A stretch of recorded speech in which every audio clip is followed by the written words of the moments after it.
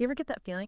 Like the news is just headlines, flying past your head. Yeah, it's like information overload, right? Exactly. So today we are hitting the brakes. We're going deep, deep, deep into one story, and it's a tough one. Okay, I'm intrigued. What's the story? It's a court case right here in our backyard, Hudson County, New Jersey.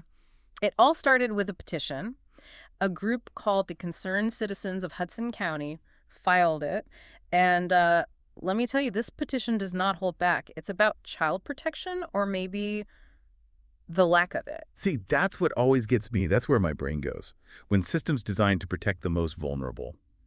Well, what happens when those systems fail? And that's exactly what this petition is screaming about. Okay, so walk me through it. What's the heart of this case?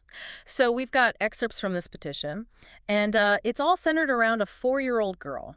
To protect her privacy, we're calling her Daisy. Makes sense. Now, the petition alleges that Daisy, she directly told child protection workers about being abused. And not just, a one-time thing. She's alleging severe and repeated abuse from a parent. Oh, wow. That's heartbreaking. So, child protection got involved. Yeah. And then what? That's where things get messy. See, the petition claims that these reports from Daisy, they weren't accurately presented in court. Like the seriousness of what she was saying, it was downplayed or even left out. Hold on. So the people who are supposed to be her advocates, they might have actually heard her case. That's a lot to unpack right there. Right. And this is where it gets even bigger than just Daisy. The petition, it claims that teachers, doctors, even other people who knew Daisy, they tried to report concerns about her safety too. So it's not just a matter of like miscommunication or a single oversight. It suggests there might be a systemic problem here. Exactly. And, this case, it throws a wrench in something we like to believe, that someone will speak up for a child in need. But what if they're silenced or ignored? All right, so we've got potential failures at multiple levels here, but it sounds like the petition goes even further. What else are they asking for? This is the part that really got me. The petition actually argues that Daisy was removed from her mother's care.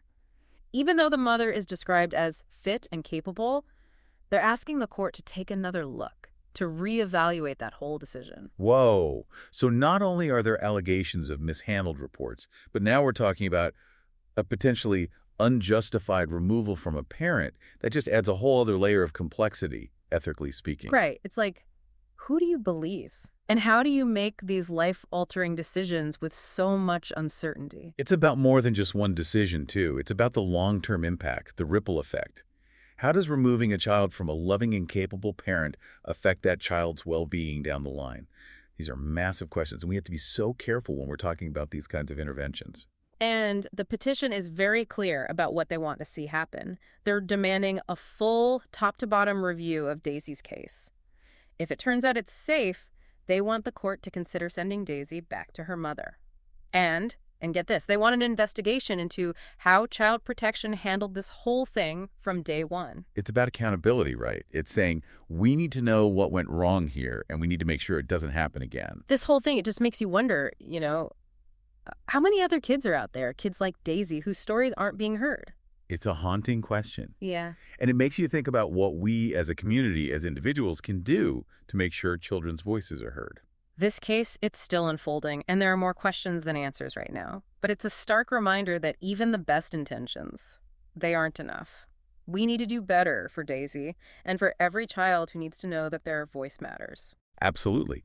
And that means demanding transparency from the systems that are supposed to protect them. We can't just assume things are being handled properly. We have to ask the hard questions, we have to hold people accountable, and we have to be a voice for those who might not yet have one. It's about being aware, being informed, and being ready to speak up, because sometimes that's all it takes to make a difference in a child's life.